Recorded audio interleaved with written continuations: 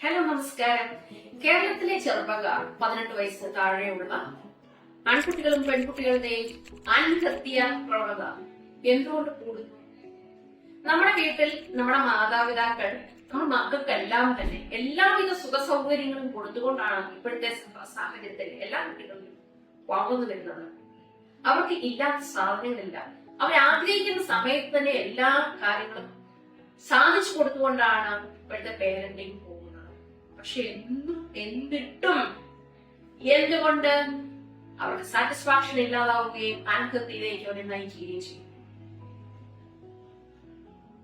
ഇതിന് പല കാരണങ്ങൾ പുറമെ ഓരോ ആത്മഹത്യ വരുമ്പോഴും നമ്മൾ പല കാരണങ്ങളാണ് പറയുന്നത്.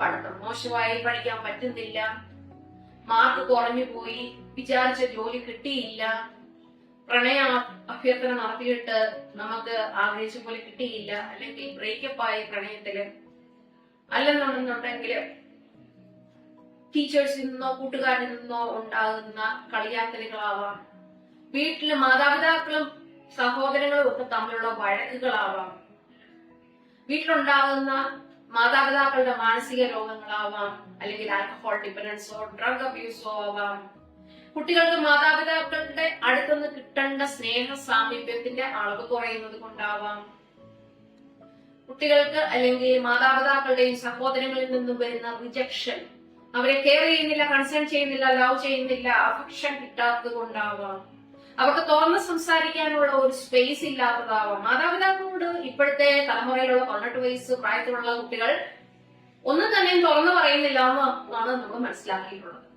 തുറന്ന് പറയത്തില്ല. അവർക്കൊരു മാനസിക ബുദ്ധിമുട്ടുണ്ടെങ്കിൽ ട്രീറ്റ്മെന്റ് വേണം എന്ന് പറയാൻ പോലും അവർക്ക് മടിയാണ്. അത് എത്ര സാമ്പത്തിക ശേഷിയുള്ള വീട്ടിലെ കുട്ടികളാണ്. അതുപോലെ തന്നെ സൈബർ ആക്രമണങ്ങളാവാം. കണ്ടിന്യൂസ് ആയി ചാറ്റിംഗ് ചെയ്യുകയും ആ ചാറ്റിംഗ് ചെയ്യുന്ന ആള് ത്രട്ടൺ ചെയ്യുകയും ചെയ്യുന്നതാവാം. വീഡിയോസ്, ഫോട്ടോസ് റിലീസ് ചെയ്യുന്നുള്ള ത്രട്ടണിങ് ആവാം. മദ്യം, മയക്കുമരുന്ന് ഇങ്ങനെയുള്ള കാര്യങ്ങളുടെ യൂസ് മൂലമാകാം. വ്യക്തിത്വ വൈകല്യങ്ങൾ മൂലമാകാം. അവരുടെ ആത്മവിശ്വാസവും സെൽഫ് എസ്റ്റീമും കുറയുന്നത് കൊണ്ടാവാം. അവർക്ക് ജീവിതത്തിനോടുള്ള ഹോപ്പ് നഷ്ടപ്പെട്ടു പോകുന്നതുകൊണ്ടാവാം. പക്ഷെ ഇതെല്ലാം സിംറ്റംസ് എന്തുകൊണ്ട് കാണിക്കുന്നു? നമ്മുടെ എല്ലാ വിധത്തിലുള്ള സൗകര്യങ്ങൾ നമ്മുടെ കുടുംബത്തിൽ നമ്മുടെ മക്കൾക്ക് നമ്മൾ ചെയ്തു കൊടുത്തിട്ടും ഈ മക്കൾ എന്തുകൊണ്ട് ആത്മഹത്യയിലേക്ക് പോകും? ഇപ്പോഴത്തെ കണക്ക് വെച്ച പ്രകാരം കഴിഞ്ഞ വർഷം 391 ആൺകുട്ടികളും പെൺകുട്ടികളുമാണ് സൂസൈഡ് ചെയ്തിട്ടുള്ളത്. അതിന് പ്രത്യേകിച്ച് ഓരോ സൂചനയും ഓരോ കഥയാണ് പറയുന്നത്. മൊബൈൽ കൊടുക്കാത്തത് കൊണ്ടാണ്, ടൂറിന് വിടാത്തത് കൊണ്ടാണ്, ഇങ്ങനെ പല കാരണങ്ങളും പറയുന്നു. ഇതെല്ലാം ഒരു എക്സ്റ്റേണൽ ഫാക്ടർ മാത്രമാണ്. ഇതിന് പുറകെ നമ്മുടെ തലച്ചോറിലെ SSRI ഹോർമോൺസിന്റെ പ്രൊഡക്ഷൻ കുറയുന്നത് കൊണ്ടാണ്. സെറോട്ടോണിൻ, ഡോപ്പമിൻ, എൻഡോർഫിൻ, നോറെപ്പിനെഫ്രിൻ ഇങ്ങനെയുള്ള ന്യൂറോ ട്രാൻസ്മിറ്റേഴ്സ് നമുക്ക് സമാധാനം, സന്തോഷം, സംതൃപ്തി, ആത്മവിശ്വാസം, ധൈര്യം, നല്ല റിലേഷൻഷിപ്പ് ഇതെല്ലാം നമുക്ക് ഉണ്ടാവണമെങ്കിൽ ഇങ്ങനെയുള്ള നല്ല ന്യൂറോ ട്രാൻസ്മിറ്റേഴ്സിന്റെ പ്രൊഡക്ഷൻ ഉണ്ടെങ്കിലേ ഉള്ളൂ. അത് കുറഞ്ഞു പോകുന്നത് നമ്മൾ അറിയത്തില്ല. ഈ കുറഞ്ഞു പോകുന്നതിന്റെ ലക്ഷണങ്ങൾ മാതാപിതാക്കൾക്കും സഹോദരങ്ങൾക്കും കണ്ടുപിടിക്കാവുന്നതേ ഉള്ളൂ.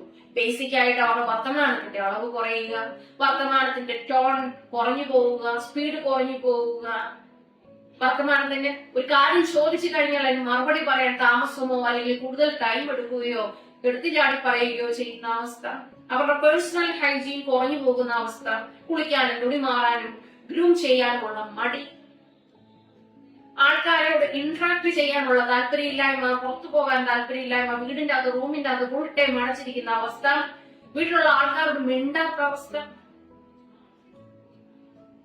ചിരിക്കാറില്ല, ഒരു തരത്തിലുള്ള ഇമോഷൻസും എക്സ്പ്രസ് ചെയ്യാത്ത അവസ്ഥ, ചില സമയങ്ങളിൽ എല്ലാ ഇമോഷൻസും പൊട്ടിത്തെറിച്ച് ദേഷ്യപ്പെട്ട് വയലന്റ് ആകുന്ന അവസ്ഥ, ഇങ്ങനെയുള്ള സ്വഭാവരീതികൾ, വിശപ്പില്ലായ്മ, ഉറക്കയില്ലായ്മ, പഠനത്തിൽ ശ്രദ്ധ കുറയുന്നത്, അവർ ചെയ്യുന്ന കാര്യങ്ങളിൽ അവർക്ക് ഫോക്കസ് ചെയ്യാൻ പറ്റാത്ത അവസ്ഥ, മറവി വരുന്ന അവസ്ഥ, എനർജി കുറയുക, ചെയ്യുന്ന കാര്യങ്ങളുടെ സ്പീഡ് കുറയുക, ചെയ്യുന്ന കാര്യങ്ങൾ പിന്നത്തേക്ക് മാറ്റിവെക്കുന്നത്, പ്രൊക്കാസ്റ്റിനേഷൻ ചെയ്യുന്നത്, റെസ്പോൺസിബിലിറ്റി ഇനിഷ്യേറ്റ് ചെയ്യാൻ പറ്റാത്തത്. ഫോർ എക്സാമ്പിൾ പറയുവാണെന്നുണ്ടെങ്കിൽ ആ കുട്ടിക്ക് കട്ടിലേ കിടക്കണം എന്നായിരിക്കാം ആഗ്രഹം, ഓൾവേസ് ക്ഷീണമായിരിക്കാം. കട്ടിലിൽ കിടക്കുമ്പോൾ അപ്പുറത്തുള്ള സ്വിച്ച് ഒന്ന് ഓൺ ആക്കി ഫാൻ ഓൺ ആക്കാനോ ലൈറ്റ് ഓൺ ആക്കാനോ ഉള്ള മടിയായിരിക്കാം, അല്ലെങ്കിൽ ഇപ്പുറത്തിരിക്കുന്ന ഫോൺ ഒന്ന് കൈകൊണ്ട് എടുക്കാനുള്ള ഒരു മടിയായിരിക്കാം, വെള്ളക്കുപ്പി എടുക്കാനുള്ള മടിയായിരിക്കാം. മറ്റുള്ളവരെ വിളിച്ചിട്ട് അതൊന്ന് ഓണാക്കിക്കേ, അതൊന്ന് ഓഫ് ആക്കിക്കേ, അല്ലെ അതൊന്ന് എടുത്തു തരാമോ, കട്ടിലിന് എഴുന്നേൽക്കാൻ മനസ്സിലായില്ല. ഇങ്ങനെയുള്ള സിംറ്റംസ് ഒക്കെ കാണുമ്പോൾ മാതാപിതാക്കൾ മനസ്സിലാക്കുക, അവരുടെ ന്യൂറോ ട്രാൻസ്മിറ്റേഴ്സിൽ അൺബാലൻസ് ആവുന്നുണ്ടെന്ന് മനസ്സിലാക്കുക. അതുപോലെ തന്നെ ആ സമയത്ത് നിങ്ങൾ നിങ്ങളുടെ കുട്ടികളുടെ വിറ്റമിൻ ഡിയും തൈറോയിഡും ഒക്കെ ചെക്ക് ചെയ്യുക, മൾട്ടി വിറ്റമിൻസ് കൊടുക്കുക, അത് ബാലൻസ് ചെയ്യുക, സൈക്കോളജിസ്റ്റിനെ കാണിക്കുക. ഈ സിംറ്റംസ് ഒക്കെ കുട്ടികൾ മാറും, എഴുതത്തോളും ചെയ്തോളും എടുത്തോളും എന്ന് നിങ്ങൾ വിചാരിക്കരുത്. അത് മാറില്ല, തന്നെ മാറില്ല. തലച്ചോറില് ഹോർമോൺസ് കുറഞ്ഞു പോകുന്നത് വണ്ടി ഓടിച്ചുകൊണ്ട് പോകുമ്പോൾ പെട്രോൾ കുറയുന്നത് പോലെയാണ്. പെട്രോൾ അടിച്ചു കൊടുത്താൽ മാത്രമേ ഉള്ളൂ വണ്ടി ഓടിപ്പോകത്തുള്ളൂ. അതുപോലെ തന്നെയാണ് ഹോർമോൺസ് ഒക്കെ ഇങ്ങനത്തെ കുറയുമ്പോൾ, ന്യൂറോ ട്രാൻസ്മിറ്റേഴ്സ് കുറയുമ്പോൾ നമ്മൾ അതിനുള്ള സപ്പോർട്ട് സിസ്റ്റം കൊടുത്ത് അത് ഓടിക്കാനുള്ള സംവിധാനം ചെയ്യുകയും അതുമൂലം അവർക്ക് അവരുടെ ജീവിതം നല്ല രീതിയിൽ ബെറ്ററായി മുന്നോട്ട് പോവുകയും ചെയ്യും. ആത്മഹത്യയുടെ നിരക്കുകൾ ഇനി കുറഞ്ഞു വരട്ടെ നമ്മുടെ സമൂഹത്തില്. എല്ലാവരുടെ മനസ്സിലും പ്രകാശം വരട്ടെ. എല്ലാവർക്കും നല്ലൊരു മാനസികാരോഗ്യം ആശംസിച്ചുകൊണ്ട് നിർത്തുന്നു. Doctor thank you.